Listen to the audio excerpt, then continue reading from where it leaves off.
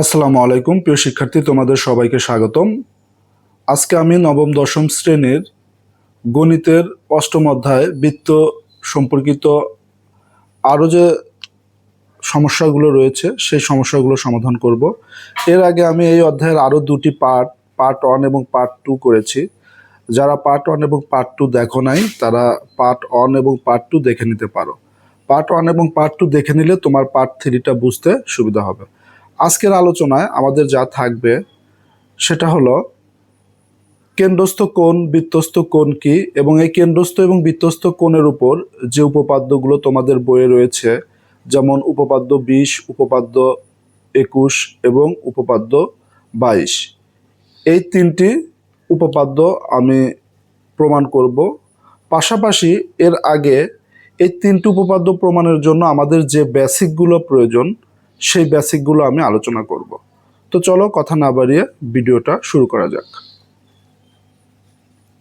প্রথমে আমরা জেনে নেব বৃত্তচাপটা আসলে কি। এর আগে আমি প্রথম ভিডিওতে অর্থাৎ পার্ট 1-এ বলেছিলাম বৃত্তচাপটা কি। আমি এখানে যেহেতু আমাদের বৃত্তচাপটা অনেক বেশি লাগবে এই উপপাদ্যগুলোতে, উপপাদ্য 20, উপপাদ্য 21 এবং উপপাদ্য 22-এ, সেক্ষেত্রে আমরা বৃত্তচাপটা কি আবার একটু জেনে নেই। বৃত্তচাপ হলো যে এখানে দেখো আমি পরপর দুটো বৃত্ত এঁকে রেখেছি। এই বৃত্তে যে কোনো দুটি বিন্দু, ধরো আমরা যদি এই বৃত্তের যে কোনো দুটি বিন্দু, আমরা আরেকটা বৃত্ত যদি আমরা একটু আঁকার চেষ্টা করি, দেখো এই বৃত্তের যে কোনো দুটি বিন্দু, বৃত্তের উপরে ধরো এ এবং বি দুটি বিন্দু, এই দুটি বিন্দু কিন্তু বৃত্তের উপর অবস্থিত। এই বিন্দু দুটির মধ্যে বৃত্তের যে পরিধিটুকু অবস্থিত, এখন বৃত্তের পরিধি কোনটা কোনটা অবস্থিত, এই বৃত্তটাকে যদি আমরা এই দিক থেকে চিন্তা করি, নিচের দিক থেকে, অর্থাৎ এসিবি এইটাকে যদি চিন্তা করি, তাহলে এই এসিবি এটা একটা কিন্তু অংশ, বৃত্তের অংশ। আমরা জানি কি যে বৃত্তের যে কোনো অংশকে আমরা বৃত্তচাপ বলি, অর্থাৎ অসম্পূর্ণ বৃত্তকে আমরা বৃত্তচাপ বলি। তাহলে যে এ এবং বি বৃত্তের ওপর দুটি বিন্দু, এই বিন্দুর মধ্যে অবস্থিত যে পরিধি, সেই পরিধির অংশটাকে আমরা বৃত্তচাপ বা শুধু চাপ বলে থাকি। তাহলে এখানে তো দুই পাশে অংশটা কিন্তু দুই পাশে আছে, খেয়াল করো। বৃত্তের যদি এ সি বি এই পথ দিয়ে যাই, তাহলে এ সি বি এইটা একটা চাপ। আবার যদি আমরা উল্টা পথ দিয়ে যাই, অর্থাৎ এ ডি বি এই পথ দিয়ে যাই, তাহলে এ ডি বিও কিন্তু একটা চাপ। দুটি বিন্দু কিন্তু বৃত্তটাকে দুটি অংশে ভাগ করে ফেলছে। অর্থাৎ আমরা যদি একটু চিন্তা করি, এই বৃত্তটাকে যদি আমরা এখানে আমাদের এ, এখানে বি, আর এটা হলো এসি বি পথটা যদি দেখাই, এবং আমরা যদি পাশাপাশি উল্টা পথটাও দেখাই, আমরা এ বি এবং ডি পথটা দেখাই, তাহলে দেখো এই যে দুটি বিন্দু বৃত্তটাকে কিন্তু দুটি বৃত্তচাপে বিভক্ত করে ফেলছে। তাহলে এই এ সি বি এটাও একটা বৃত্তচাপ, আবার এ ডি বি এটাও কিন্তু একটা বৃত্তচাপ। তাহলে এই বৃত্তচাপ দুটির নামের কিন্তু পার্থক্য আছে। এই যে অর্ধেকের চেয়ে কম, এই যে এ সি বি এই পথে গেলে এই বৃত্তচাপটা কিন্তু ছোট, আর এ ডি বি এই পথে গেলে কিন্তু বৃত্তচাপটি বড়। তাহলে ছোট বৃত্তচাপ বা অর্ধেকের চেয়ে যে ছোট সেই বৃত্তচাপগুলোকে বলা হয় উপচাপ। তাহলে আমরা কি মনে রাখবো যে সেই বৃত্তচাপটার নাম কি? উপচাপ। আর অর্ধেকের চেয়ে বড় বা বড় বৃত্তচাপগুলোকে আমরা বলে থাকি অধিচাপ।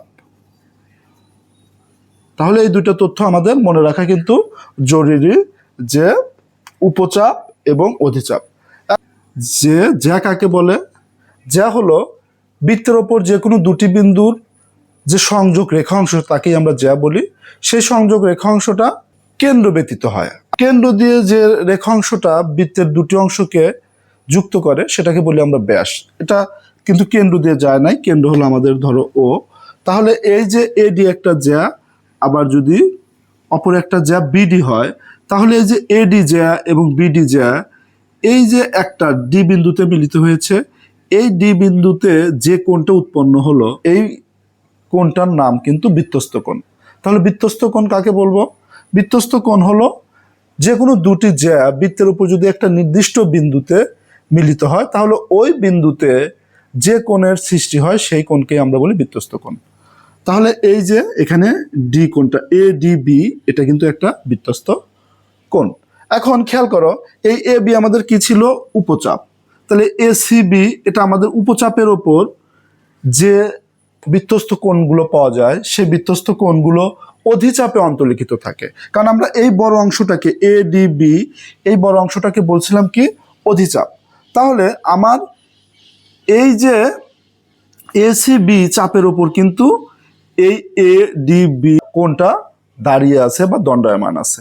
তাহলে উপচাপের ওপর দণ্ডায়মান বৃত্তস্থ কোণগুলো সবসময় কিন্তু অধিচাপে অন্তর্লিখিত হয়, অর্থাৎ এই অধিচাপের মধ্যে সেই কোণটা অবস্থান করে। আর অধিচাপের মধ্যে যে কোণগুলো থাকে সেই কোণগুলো কিন্তু সব সময় কি হবে, সব সময় সূক্ষ্মকোণ হবে। সূক্ষ্মকোণ কাকে বলি আমরা?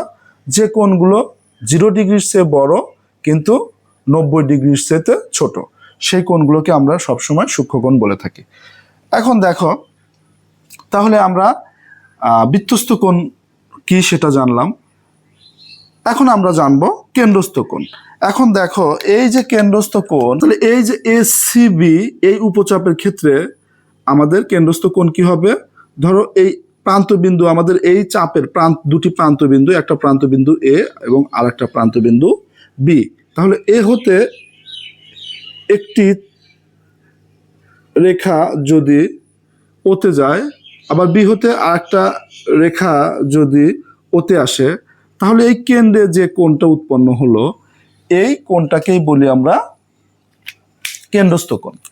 অর্থাৎ বৃত্তস্থ কোণকে আমরা কিভাবে সংজ্ঞায়িত করব? তাহলে যে কোনো কোণের শীর্ষবিন্দু যদি কেন্দ্রে অবস্থিত হয়, কোনো কোণের শীর্ষবিন্দু কোণের শীর্ষবিন্দু বলতে আমরা কি বুঝবো? ধরো যে বিন্দুতে কোণটা উৎপন্ন হয় সেটা হলো কোণের শীর্ষবিন্দু। এই কোণের শীর্ষবিন্দু কিন্তু ওতে, অর্থাৎ কেন্দ্রে। তাহলে এই কোণটাকে বলতেছি আমরা কেন্দ্রস্থ কোণ। তাহলে আমি আবার একটু বলছি, বৃত্তস্থ কোণ কি? যে কোনো দুটি জ্যা বৃত্তের কোনো বিন্দুতে যদি মিলিত হয় তাহলে ওই মিলিত বিন্দুতে যে কোণটা পাওয়া যায় সেই কোণটাকে বলি আমরা বৃত্তস্থ কোণ। আর কেন্দ্রস্থ কোণ কাকে বলবো? কোনো কোণের শীর্ষ যদি কেন্দ্র অবস্থিত হয়, ধরো এ ও বির শীর্ষটা কেন্দ্র অবস্থিত, তাহলে সেই কোণকে বলি আমরা কেন্দ্রস্থ কোণ। এখন এই বৃত্তস্থ কোণ আর কেন্দ্রস্থ কোণের মধ্যে একটা সম্পর্ক আছে, সেটা আমরা ধীরে ধীরে জেনে যাব। এখন আরেকটা বিষয় আমাদের মনে রাখতে হবে যে উপচাপের ক্ষেত্রে যে কেন্দ্রস্থ কোণটা পাওয়া যাবে সেই কেন্দ্রস্থ কোণগুলো কিন্তু অবশ্যই 180 ডিগ্রির চেয়ে ছোট হবে। সেই কেন্দ্রস্থ কোণগুলো অবশ্যই 180 ডিগ্রির চেয়ে ছোট হবে, অর্থাৎ 0 ডিগ্রি থেকে 180 ডিগ্রির মধ্যেই হবে। যদি আমরা অধিচাপের ক্ষেত্রে আমরা বৃত্তস্থ কোণ এবং কেন্দ্রস্থ কোণ চিন্তা করতাম, তাহলে দেখো অধিচাপের ক্ষেত্রে আমরা অধিচাপ কত? অধিচাপ হলো এ ডি বি, এই অংশটা কিন্তু বড় অংশ, তাহলে এটা অধিচাপ। এই অধিচাপের জন্য আমাদের প্রান্তবিন্দু, দেখো অধিচাপের জন্য আমরা ধরো এসি একটা জ্যা এবং বিসি অপর একটা জ্যা। তাহলে এই এসি এবং বিসি জ্যা দুটি সি বিন্দুতে, বৃত্তের উপর সি বিন্দুতে মিলিত হয়েছে। তাহলে এই এডিবি অধিচাপের ক্ষেত্রে আমাদের কিন্তু এইটা হবে বৃত্তস্থ কোণ। আর অধিচাপের ক্ষেত্রে বৃত্তস্থ কোণগুলো মনে রাখবে সবসময় 90 ডিগ্রির চাইতে বড় হবে এবং 180 ডিগ্রির চাইতে ছোট হবে। অধিচাপের জন্য যে বৃত্তস্থ কোণ পাওয়া যায় সেই বৃত্তস্থ কোণ কিন্তু কোথায় অন্তর্লিখিত থাকে? এই যে ছোট চাপে অন্তর্লিখিত আছে, আর ছোট চাপের নাম কি? উপচাপে অন্তর্লিখিত থাকে। তথ্যটা কিন্তু আমাদের এমসিকিউর জন্য মনে রাখতে হবে যে অধিচাপের জন্য বৃত্তস্থ কোণ কোথায় অন্তর্লিখিত থাকে? তাহলে উপচাপে অন্তর্লিখিত থাকে, মানে ছোট চাপটাতে অন্তর্লিখিত থাকে হলো অধিচাপের বৃত্তস্থ কোণ। আর তাহলে অধিচাপের ক্ষেত্রে কেন্দ্রস্থ কোণ কি হবে? ধরো এ ডি বি, এই চাপটার জন্য কেন্দ্রস্থ কোণ কিন্তু হবে এইটা। এটাও কিন্তু এ ও বি, কিন্তু এই এ ও বি কিন্তু এই নিচের অংশ, এই লাল অংশের কোণটাকে বোঝাচ্ছে না, কালো অংশের কোণকে বোঝাচ্ছে। তো কালো অংশের কোণটার নাম কি? এটা 180 ডিগ্রির চেয়ে বড় কোণ হবে এবং 360 ডিগ্রির চাইতে ছোট কোণ হবে। এই কোণটার নাম কিন্তু আমরা যখন 180 ডিগ্রির চেয়ে বড় এবং 360 ডিগ্রির চেয়ে ছোট কোণ পাবো তাকে বলবো আমরা প্রবৃদ্ধ কোণ। এই তথ্যগুলো কিন্তু আমাদের একটু মাথায় রাখতে হবে। তাহলে দেখো, আমি আবার অ্যাট এ গ্লান্স আমরা এই প্রমাণগুলোর জন্য যে বেসিকগুলো আমাদের প্রয়োজন সেই বেসিকগুলো আমি আবার তোমাদের মনে করিয়ে দিচ্ছি বা আবার আমি রিভিউ করছি। দেখো প্রথমেই আমরা কি বলছিলাম যে বৃত্তের ওপর যে কোনো দুটি বিন্দু বৃত্তটাকে দুটি অংশে ভাগ করে দেয়। এই দুটি অংশের মধ্যে এই যে যেমন এ এবং বি, এখানে এ এবং বি বৃত্তটাকে কিন্তু নিচে একটা অংশ এবং উপরের দিকে একটা অংশ, দুটো অংশে ভাগ করে দিয়েছে। তাহলে এই যে এ বি অংশের মধ্যে পরিধির যে অংশটা থাকে তাকেই বলছিলাম আমরা বৃত্তচাপ। এখন এ বি অংশে যদি আমরা নিচ দিয়ে যাই তাহলে একটা পরিধি আছে, আর যদি উপরের দিক দিয়ে যাই তাহলে কিন্তু আর একটা অংশ আছে। তাহলে এই দুটো অংশ ছোট এবং বড়র উপর ডিপেন্ড করে কিন্তু আলাদা আলাদা নাম। ছোট অংশটার নাম সবসময় উপচাপ, আর বড় অংশটার নাম সবসময় অধিচাপ। এখন এই যে আমরা প্রথমেই ডি বিন্দুতে আমরা একটা বৃত্তস্থ কোণ এঁকেছিলাম, সেই বৃত্তস্থ কোণ আমরা একটু অন্য কালিতে আঁকাই। দেখো এই যে ডি বিন্দুতে এরকম একটা বৃত্তস্থ কোণ আমরা এঁকেছিলাম। এই বৃত্তস্থ কোণটা কোন চাপের জন্য আমরা এই এ ডি বি বৃত্তস্থ কোণটা পেয়েছিলাম, এটা কিন্তু এ সি বি উপচাপের ক্ষেত্রে আমরা এই এ ডি বি বৃত্তস্থ কোণটি পেয়েছিলাম। আর এই বৃত্তস্থ কোণ উপচাপের ক্ষেত্রে বৃত্তস্থ কোণ কোথায় থাকবে? অধিচাপে অন্তর্লিখিত থাকবে। এবং এই উপচাপের ক্ষেত্রে আমরা যে কেন্দ্রস্থ কোণ পাবো সেই কেন্দ্রস্থ কোণগুলো অবশ্যই 180 ডিগ্রির চেয়ে ছোট হবে। অপরদিকে আমরা যখন এডিবি উপচাপ নিয়ে চিন্তা করলাম তখন আমরা যে বৃত্তস্থ কোণটা পেলাম সে বৃত্তস্থ কোণটা অবশ্যই 90 ডিগ্রির চেয়ে বেশি হবে। এবং এই অধিচাপের ক্ষেত্রে আমরা যে কেন্দ্রস্থ কোণ পাবো সেই কেন্দ্রস্থ কোণ কিন্তু অবশ্যই একটা প্রবৃদ্ধ কোণ হবে, অর্থাৎ 180 ডিগ্রির চেয়ে বড় এবং 360 ডিগ্রির চেয়ে ছোট কোণ হবে। তো আশা করি আমার আলোচনা থেকে তোমরা বুঝতে পেরেছো কোনটা অধিচাপ, কোনটা উপচাপ, এবং কেন্দ্রে কি ধরনের কোণ উৎপন্ন হয়, বা উপচাপের ক্ষেত্রে বৃত্তস্থ কোণ কোথায় অন্তর্লিখিত থাকে, অধিচাপের ক্ষেত্রে বৃত্তস্থ কোণ কোথায় অন্তর্লিখিত থাকে, এবং প্রবৃদ্ধ কোণ কি, এগুলো আমাদের প্রাথমিক আলোচনা ছিল। এরপরে আমরা আসলে চলে যাব আমাদের মূল বইয়ের। আচ্ছা, আর একটা ত্রিভুজ রিলেটেড একটা বেসিক আমাদের এখানে একটু লাগবে। ধরো ত্রিভুজের, আমরা জানি ত্রিভুজের কয়টা বাহু? 3টা বাহু। যে কোনো একটা ত্রিভুজ যদি আমরা নেই, যে কোনো একটা ত্রিভুজ আমরা ধরে নিলাম, এই ত্রিভুজটা আমরা নাম দিলাম এ বি সি। এখন এই ত্রিভুজের তুমি যে কোনো বাহুকে, 3টা বাহুর যে কোনো বাহুকে যদি তুমি বর্ধিত করো, ধরো এই বি এ ছিল, বি এ কে তুমি ডি পর্যন্ত বর্ধিত করলে, তাহলে এই যে বর্ধিত করলে এটা ত্রিভুজের যে বহিস্থ কোণটা উৎপন্ন করলো ত্রিভুজের সাথে, এই বহিস্থ কোণটা কিন্তু অন্তস্থ দূরবর্তী কোণ দুটির যোগফলের সমান। অর্থাৎ এই যে সিএডি মানে এই কোণটা, এই কোণ আর এই কোণ যোগ করলে যা হবে তার কিন্তু সমান হবে।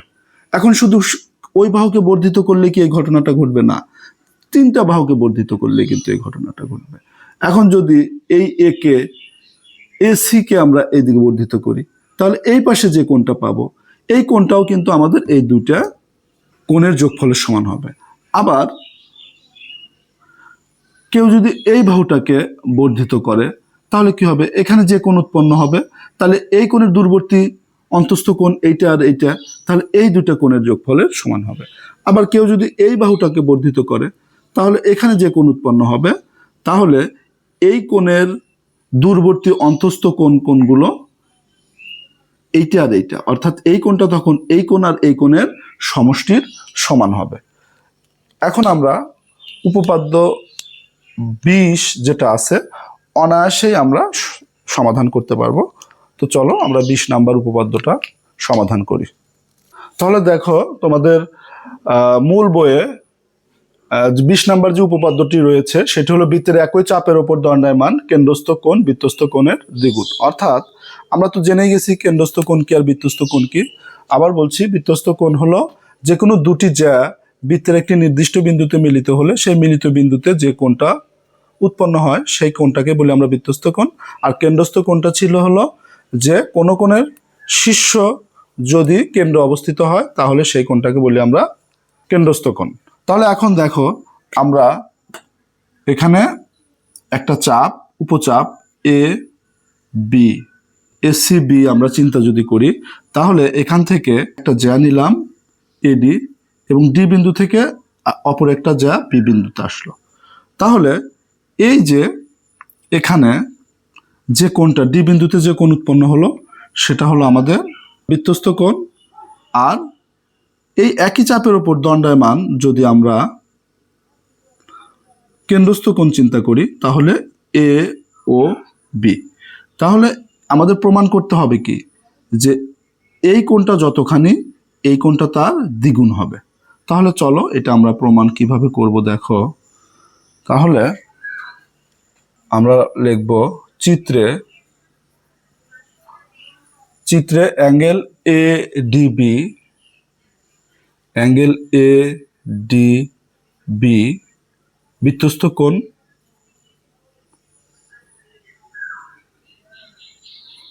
এবং অ্যাঙ্গেল এ ও বি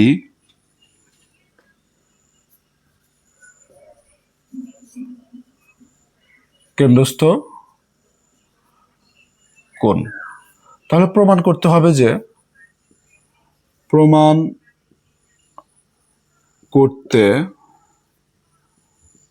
যে কি প্রমাণ করব আমরা? আচ্ছা, এই যে অ্যাঙ্গেল এ ও বি এবং অ্যাঙ্গেল এ ডি বি এর মধ্যে সম্পর্কটা কি হবে? যে এ ও বি যতখানি হবে এ ডি বি তার অর্ধেক হবে। তাহলে সমান হবে কখন? ধরো এটা আমাদের 100, তাহলে এইটা হবে কি 50। তাহলে সমান চিহ্ন দিছি মানে কি এটাকেও 100 হতে হবে। তাহলে 2 কিন্তু আমাদের এখানে গুণ করতে হবে। সমান মানে কি দুই পাশ সমান থাকবে। তাহলে এখন কিন্তু আমাদের সমান হয়ে গেল। তাহলে এটাই হলো আমাদের প্রমাণ করতে হবে। তাহলে প্রমাণের জন্য আমরা কি কাজটা করব দেখো। আমরা এই ডিও কে যোগ করে দিব।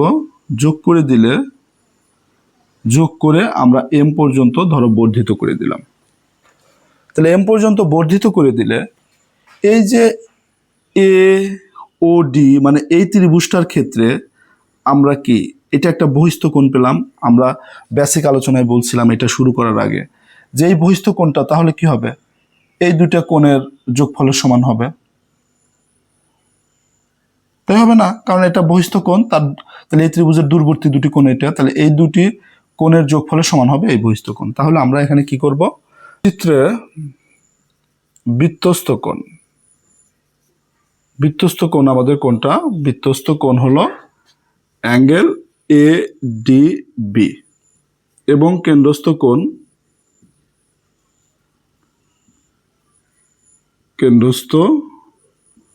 কোণ আমাদের অ্যাঙ্গেল এ ও বি।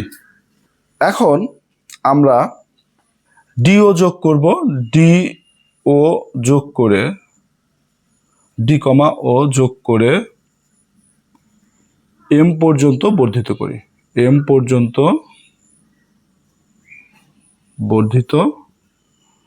করি। তাহলে বর্ধিত করলে দেখো ত্রিভুজ এ ও ডি এর ক্ষেত্রে আমাদের কি হবে? বহিস্থ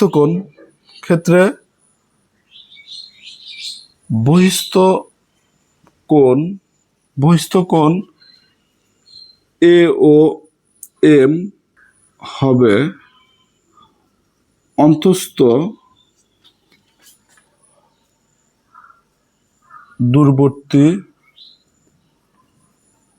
দূরবর্তী কোণ অ্যাঙ্গেল ও এ ডি এবং অ্যাঙ্গেল এ ডি ও এর যোগফলের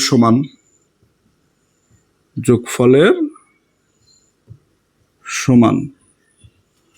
সুতরাং আমরা এ ও এম বহিস্থ কোণটাকে আমরা অন্তস্থ যে দুটো কোণ আছে A O A D plus A D O এই যোগফলের সমান। এখন আমাদের এই যে ও এ ডি ত্রিভুজে ও এ যতখানি ও ডিও ততখানি না, আমরা আর একটা বেসিক আমরা শিখেছিলাম যে একটা ত্রিভুজের যদি বাহু দুটা সমদ্বিবাহু ত্রিভুজ হয় তাহলে সেই সমান দুটা বাহু, অর্থাৎ এটা ও লিখলাম, এটা এ লিখলাম, এটা ডি লিখলাম, এই ত্রিভুজটাকে আমরা একটু সোজা করে আঁকালাম। তাহলে সোজা করে আঁকালে আমাদের এই ত্রিভুজের দুইটা বাহু কিন্তু সমান। কোনটা কোনটা? এই যে ও এ এবং ও ডি। কেন সমান?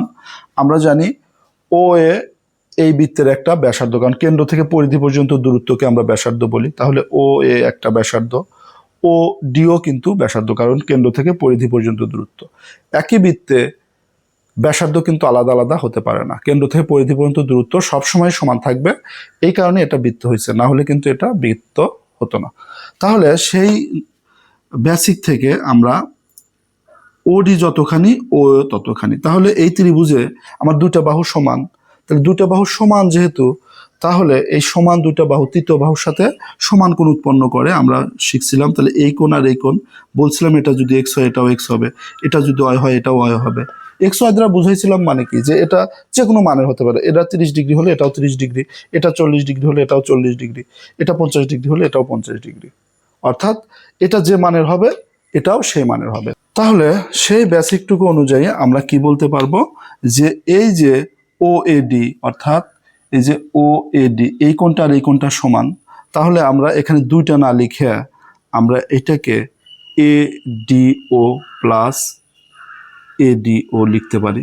কারণ কি, যে যেহেতু ও এ ডি সমান অ্যাঙ্গেল এ ডি ও, যেহেতু এই দুটো সমান, এই কারণে এইটার পরিবর্তে আমরা এখন এটা কি লিখবো, আমরা 2ADO। তাহলে এটা আমাদের একটা সমীকরণ। এখন দেখো, আমরা যদি এই পাশের ত্রিভুজটার কথা চিন্তা করি, তাহলে এই পাশের ত্রিভুজের জন্য আমাদের বহিস্থ কোণ কোনটা হবে? এটা হবে আমাদের ত্রিভুজের বহিস্থ কোণ। আর অন্তস্থ দূরবর্তী কোণ হবে কোনটা? এইটা আর এইটা। তাহলে অনুরূপভাবে আমরা লিখতে পারি যে অনুরূপভাবে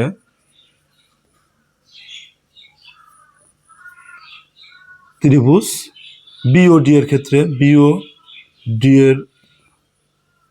ক্ষেত্রে আমরা অত আর লিখছি না, সরাসরি দেখো আমরা ইসে চলে যাচ্ছি। তাহলে আমাদের বহিস্থ কোণ কি ছিল? অ্যাঙ্গেল এম ও বি, বা বি ও এম যদি কেউ লেখো তাও হবে। আচ্ছা, বি ও এমই লিখি। দেখো বি ও এম, তাহলে অন্তস্থ কোণ দুইটার সমান ও ডি বি প্লাস, অর্থাৎ এই কোণটা, এবং অ্যাঙ্গেল ও বি ডি, অর্থাৎ এই কোণটা। এখন ও ডিবি এবং এই ও ডিবি, অর্থাৎ এই কোণটা আর এই কোণটা সমান, কারণ এই ত্রিভুজেও দুটো বাহু সমান আছে, ও ডি এবং ও বি, কারণ ওর থেকে ডি পর্যন্ত ব্যাসার্ধ, ওর থেকে বি পর্যন্ত ব্যাসার্ধ। তাহলে আমরা অ্যাঙ্গেল ও ডিবি প্লাস এই ও বিডি না লিখে আমরা ও ডি বি লিখতে পারি, এই যে এই সূত্র অনুযায়ী। তাহলে এখানে আমাদের, কারণ অ্যাঙ্গেল ও ডি বি সমান অ্যাঙ্গেল ও বিডি, ও বিডি। তাহলে এই দুটো যোগ করে দিলে আমরা 2 অ্যাঙ্গেল ও ডি বি, এটাকে আমরা 2 নম্বর সমীকরণ দিলাম, যে 1 যোগ 2 করে পাই। তাহলে একের বাম পাশে আমাদের কি আছে? অ্যাঙ্গেল এ ও এম, যোগ 2 এর বাম পাশে আমাদের কি আছে? Angle B O M. তাহলে ডান পাশে কি আছে আমাদের? একের 2 angle A D O plus 2 angle, তোমরা পাশেই লিখো, আমার জায়গা নাই, আমি নিচে লিখছি, অ্যাঙ্গেল ও ডি বি। এখন আমরা চিত্রের দিকে যদি তাকাই, দেখো এ ও এম কোথায় আছে? এ ও এম, অর্থাৎ এই কালো অংশটুকু, প্লাস বি ও এম, অর্থাৎ এই লাল অংশটুকু। তাহলে এই কালো এবং লাল যদি আমরা দুইটা যোগ করি, তাহলে এই পুরোটা আমরা পাচ্ছি, পুরোটাকে। তাহলে আমরা আলাদা আলাদা না লিখে আমরা লিখব কি, যে বা angle A O B equal to, আমরা কমন নিলাম, কমন নিলে angle A D O plus angle O D B. তাহলে এখন যদি খেয়াল করো, আমরা আবার একটু চিত্র খেয়াল করি, তাহলে বাম পাশে আমরা যা আছে লিখলাম, তাহলে 2। এখন চিত্রে আমাদের এ ডি ও কোথায় আছে দেখো, এ ডি ও অর্থাৎ এই কালো অংশটা যোগ ও ডিবি অর্থাৎ এই লাল অংশটা। তাহলে এই কালো এবং লাল আমরা যদি যোগ করে দিই, তাহলে এই যে সবুজ অংশ অর্থাৎ এই পুরো কোণটা হয়ে যাচ্ছে আমাদের। তাহলে আমরা ওই দুটো আলাদা করে না লিখে এ ডি বি লিখতে পারি, অ্যাঙ্গেল এ ডি বি। তো এইটাই তো আমাদের দেখো যে প্রমাণ করো, যে যখন আমি লিখছিলাম তখন অ্যাঙ্গেল এ ও বি সমান 2ADB। তো আমরা পেয়ে গেছি, তাহলে প্রমাণিত। তো আমি আবার একটু দেখো বোঝানোর চেষ্টা করি আমরা আসলে কি করলাম। আসলে এখানে আমরা একটা চাপ ধরে নিয়েছিলাম এসিবি উপচাপ। এই উপচাপের জন্য আমরা একটা প্রথমেই বৃত্তস্থ কোণ নিয়েছিলাম এডিবি, যা এই উপচাপের উপর দণ্ডায়মান, এবং এই উপচাপের উপর দণ্ডায়মান আমরা কেন্দ্রস্থ কোণ নিয়েছিলাম এওবি। এই নেওয়ার পরে আমরা কি করছিলাম, এই ডি ওকে যোগ করে দিছিলাম এবং সেটা এম পর্যন্ত বর্ধিত করছিলাম। তারপরে আমরা এই ত্রিভুজটা নিয়ে কাজ করছি। এই ত্রিভুজের যেহেতু আমরা যে কোনো একটা বাহুকে বর্ধিত করলে বহিস্থ যে কোণটা উৎপন্ন হয় তার ত্রিভুজের অন্তঃস্থ দূরবর্তী কোণ দুটির যোগফলের সমান, সেই সূত্র অনুযায়ী বা সেই তথ্য অনুযায়ী আমরা এই অংশটুকু লিখেছিলাম এবং এখান থেকে আমরা 1 নং সমীকরণটা পেয়েছিলাম। তারপরে আমরা অনুরূপভাবে এই পাশের চিত্রটা বা ত্রিভুজটা নিয়েছিলাম। এই ত্রিভুজের ক্ষেত্রেও আমরা এই ত্রিভুজের তথ্যটাকে অ্যাপ্লাই করে আমরা 2 নম্বর সমীকরণটা পেয়েছি, এবং 1 ও 2 আমরা যোগ করার পরে আমরা আমাদের কাঙ্ক্ষিত যে প্রমাণটা ছিল বৃত্তের একই চাপের উপর দণ্ডায়মান কেন্দ্রস্থ কোণ বৃত্তস্থ কোণের দ্বিগুণ, সেটাকে আমরা প্রমাণ করতে পেরেছি। তো আশা করি তোমরা বুঝতে পেরেছ। তো এখন আমরা তোমাদের মূল বইয়ের যে উপপাদ্য 21 রয়েছে, যে বৃত্তের একই চাপের উপর দণ্ডায়মান বৃত্তস্থ কোণগুলো পরস্পর সমান, এই কথাটা আমরা প্রমাণ করব। দেখো, তাহলে বৃত্তের একই চাপের উপর দণ্ডায়মান, আমরা সেই চাপটা ধরে নিলাম যে এ এবং বি, এই উপচাপটা আমরা চিন্তা করলাম যে এ বি, এবং এটা সি পদ দিয়ে গেলাম, অর্থাৎ এসিবি উপচাপটার জন্য দণ্ডায়মান বৃত্তস্থ কোণ, অর্থাৎ আমরা একটা বৃত্তস্থ কোণ ধরে নেব যে ডি বিন্দুতে যদি উৎপন্ন হয়, আর একটা বৃত্তস্থ আমরা যদি ই বিন্দু চিন্তা করি, তাহলে এর থেকে ই, আবার ই থেকে বি, অর্থাৎ আমাদের এই যে ডি বিন্দুতে যে বৃত্তস্থ কোণ এবং ই বিন্দুতে যে বৃত্তস্থ কোণ, এই বৃত্তস্থ কোণ সমান হবে। এটা আমাদের কেন্দ্র ও, তাহলে আমরা একটা কেন্দ্রস্থ কোণ এই চাপের জন্য নিয়ে নেই, সেটা হলো এইটা হবে আমাদের কেন্দ্রস্থ কোণ। তো এখানে কি শুধু এই দুইটা কোণই সমান হবে? না, এই একই চাপের উপর আমরা যতগুলো বৃত্তস্থ কোণ আঁকাইতে পারবো। বৃত্তস্থ কোণ এই চাপের জন্য বৃত্তস্থ কোণ কোনগুলো হবে, আমরা এখানে যদি এখান থেকে এখানে একটা রেখাটা নিয়ে এখান থেকে যদি আবার বিতে নিয়ে যাই, তাহলে এটাও কিন্তু এই চাপের, এই উপচাপের ক্ষেত্রে বৃত্তস্থ কোণ হবে। আরো অসংখ্য বৃত্তস্থ কোণ কিন্তু এখান দেখানো যাবে। সবগুলো বৃত্তস্থ কোণই কি হবে? সমান হবে। এই কথাটাই আমাদের এখানে প্রমাণ করতে হবে। তাহলে দেখো, আমাদের চিত্রে বৃত্তস্থ কোণ দুটি যদি আমরা লিখে ফেলি, যে চিত্রে অ্যাঙ্গেল এ ডি বি এবং অ্যাঙ্গেল এ ই বি বৃত্তস্থ কোণ, তাহলে প্রমাণ করতে হবে যে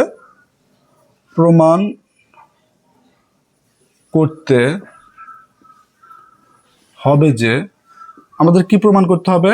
angle A D B equal angle A E B, এটা হলো আমাদের প্রমাণ করা লাগবে। তাহলে প্রমাণ করব আমরা। দেখো, তাহলে প্রমাণ, তাহলে এ সি বি চাপের ক্ষেত্রে আমরা লিখে নেই যে এ সি বি চাপের ক্ষেত্রে বৃত্তস্থ কোণ,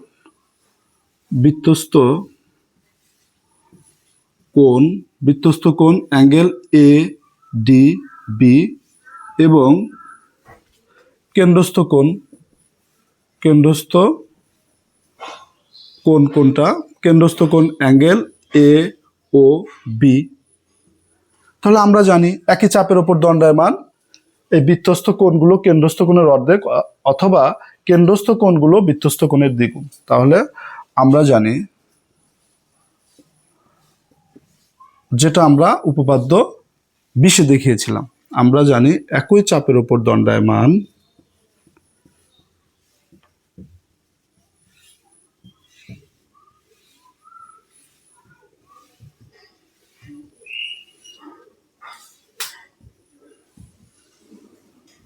কেন্দ্রস্থ কোণ বৃত্তস্থ কোণের দ্বিগুণ, বৃত্তস্থ কোণের দ্বিগুণ। তাহলে সুতরাং আমাদের কেন্দ্রস্থ কোণ অ্যাঙ্গেল এ ও বি এবং বৃত্তস্থ কোণ অ্যাঙ্গেল এ ডি বি। তাহলে যেহেতু দ্বিগুণ, তাহলে আমরা 2 গুণন করে দিতে হবে। আবার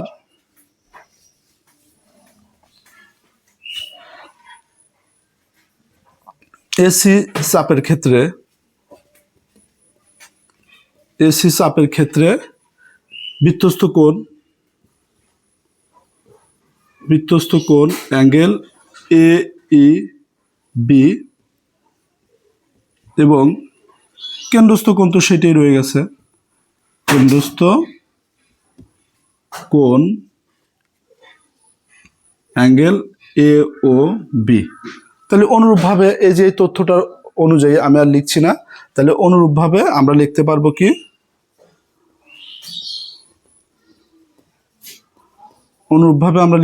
কেন্দ্রস্থ কোণ আমাদের এ ও বি সমান 2, এখানে বৃত্তস্থ কি এ ই বি। এ ও বি এর পরিবর্তে আমরা কি লিখতে পারবো? 2 এ ডি বি। তাহলে 2 এ ই বি। এটা আমরা কোথায় পেলাম? 1 নং হতে বা 1-এর সাহায্যে আমরা কিন্তু এটা লিখেছি।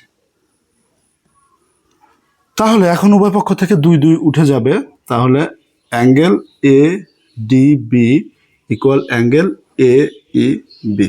তাহলে এ ডি বিও কিন্তু এ ডি বি এটাও আমার বৃত্তস্থ কোণ ছিল, আবার এ ই বি এটাও কিন্তু আমার বৃত্তস্থ কোণ ছিল। তাহলে দুইটা বৃত্তস্থ কোণ সমান দেখিয়ে ফেলছি। এই যে আমরা প্রমাণ করে যে লিখছিলাম A D B A E B সমান, তাহলে প্রমাণিত।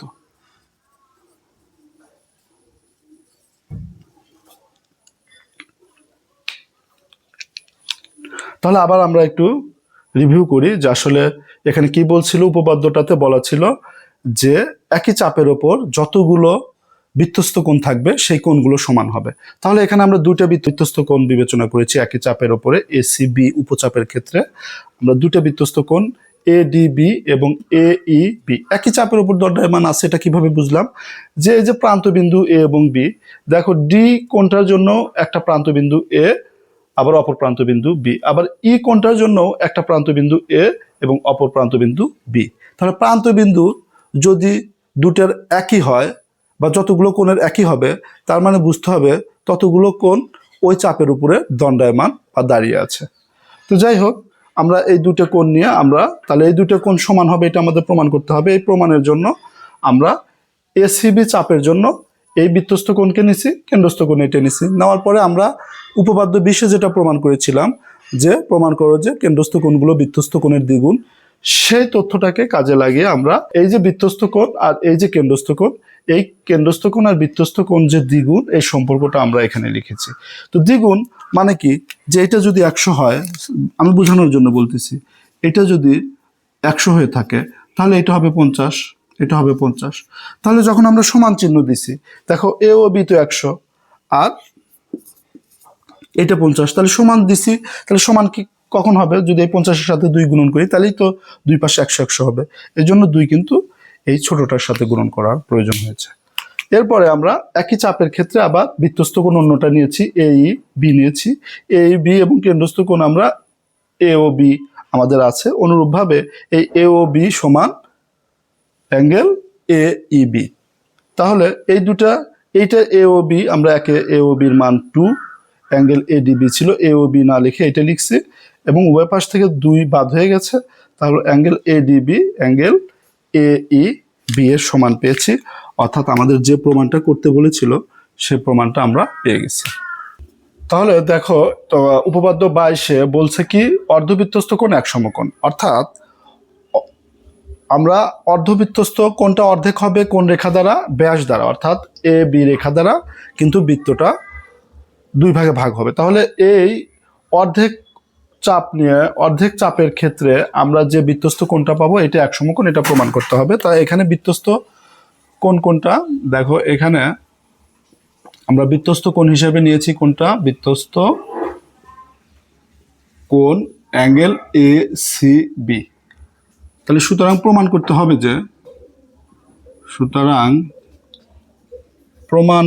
হবে যে,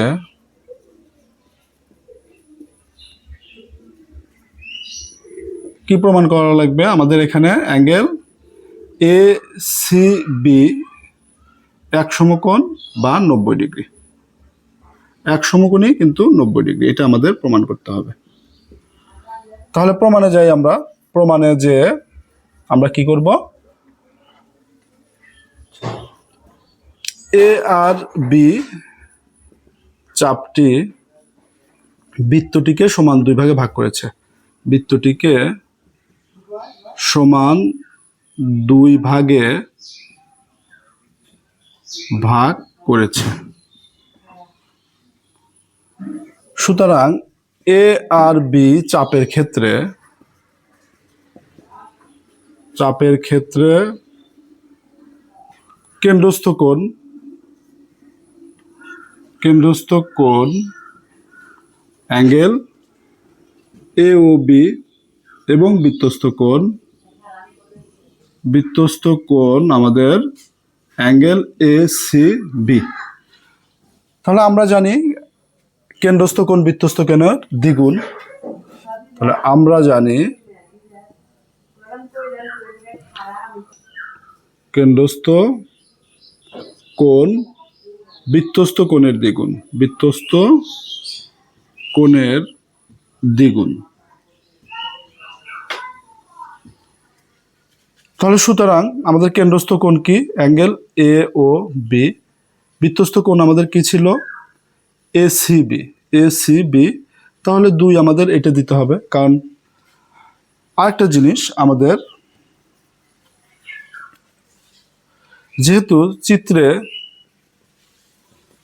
এ ও বি কি এক সরল কোণ, মানে একটা সরলরেখার উপর অবস্থিত, তাহলে এক সরল কোণ মানে কত? 180 ডিগ্রি। তাহলে অ্যাঙ্গেল এ ও বি এর মান আমরা যদি একে বসাই, মান 1 নং সমীকরণে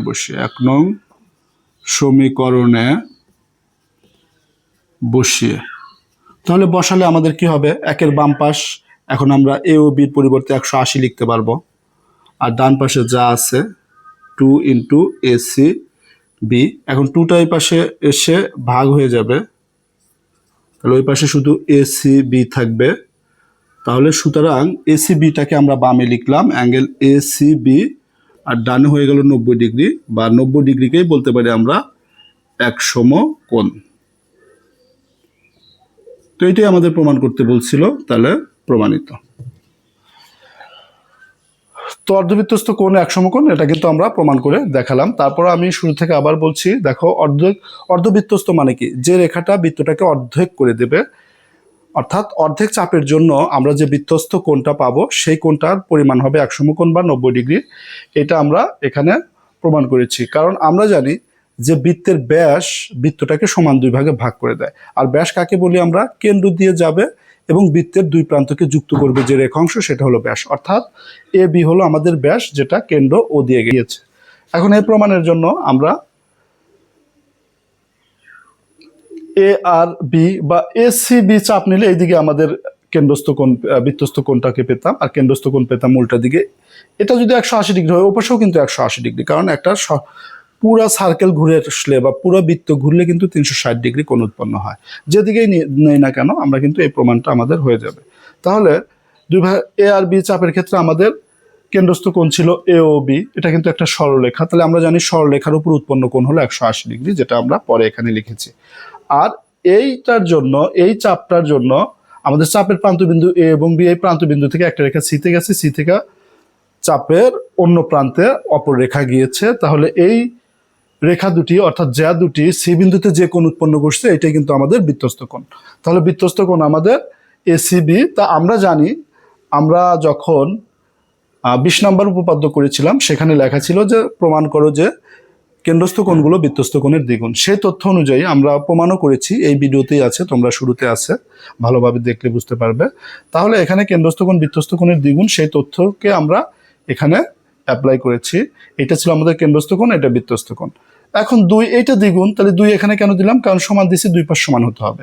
কারণ এটা যদি 100 হয় তাহলে এটা নিশ্চয়ই 50, তাহলে সমান দিছি মানে কি এটাকেও 100 হতে হবে। তাহলে 150-এর সাথে 2 গুণ করলে কিন্তু এটাও 100 হবে, অর্থাৎ তখন দুই পাশ আমাদের সমান হবে। তাহলে এইটা সমান 180 ডিগ্রি। তাহলে এই 1 নং সমীকরণে এটার মান আমরা বসিয়েছি 180। তারপরে 2 আমাদের ডান পাশ থেকে বামে নিয়ে আসছি, গুণন অবস্থায় ছিল, এই পাশে এসে ভাগ হয়েছে। ভাগ করার পরে আমরা 180-কে 2 দ্বারা ভাগ করলে 90 হয়। তাহলে এই কোণটার পরিমাণ আমরা 90 ডিগ্রি পেয়েছি বা 1 সমকোণ পেয়েছি। এইটাই ছিল আমাদের এই উপপাদ্যটার প্রমাণ। তো প্রিয় শিক্ষার্থী, আজকের ভিডিওটি আমি এখানে শেষ করব। এর আগে আমি এই বৃত্ত নিয়ে আরও 2টি পার্ট করেছি, পার্ট 1 এবং পার্ট 2। যারা পার্ট 1 এবং পার্ট 2 দেখো নাই তারা পার্ট 1 এবং পার্ট 2 চাইলে দেখে নিতে পারো। আর পার্ট 3টা কিন্তু আরও অনেক বেশি গুরুত্বপূর্ণ। এখানে আমি প্রথমে যেটা প্রমাণ করেছিলাম যে কেন্দ্রস্থ কোণ বৃত্তস্থ কোণের দ্বিগুণ, আবার একই চাপের উপর দণ্ডায়মান বৃত্তস্থ কোণগুলো সমান এবং অর্ধবৃত্তস্থ কোণ 1 সমকোণ, এই 3টা উপপাদ্যই কিন্তু খুবই গুরুত্বপূর্ণ, কারণ এগুলো বোর্ড কোশ্চেনে কিন্তু খ বা গতে অ্যাড করে দেয়। তাই তোমরা পার্ট 1 এবং পার্ট 2 দেখে নিলে পার্ট 3টা বুঝতে তোমাদের জন্য আরও সুবিধা হবে। তো তোমাদের যদি ভিডিওটা ভালো লেগে থাকে তাহলে অবশ্যই ভিডিওটিতে একটা লাইক, শেয়ার এবং সাবস্ক্রাইব করতে ভুলবে না। আর এর পরবর্তীতে আমার বৃত্ত রিলেটেড আরও যে সমস্যাগুলো রয়ে গেছে সেগুলো আমি সমাধান করব পরবর্তী পার্টে, সেটা পার্ট 4 হিসাবে তোমাদের কাছে যাবে। তো আজকে এ পর্যন্তই। সবাই ভালো থাকো, সুস্থ থাকো। আল্লাহ হাফেজ।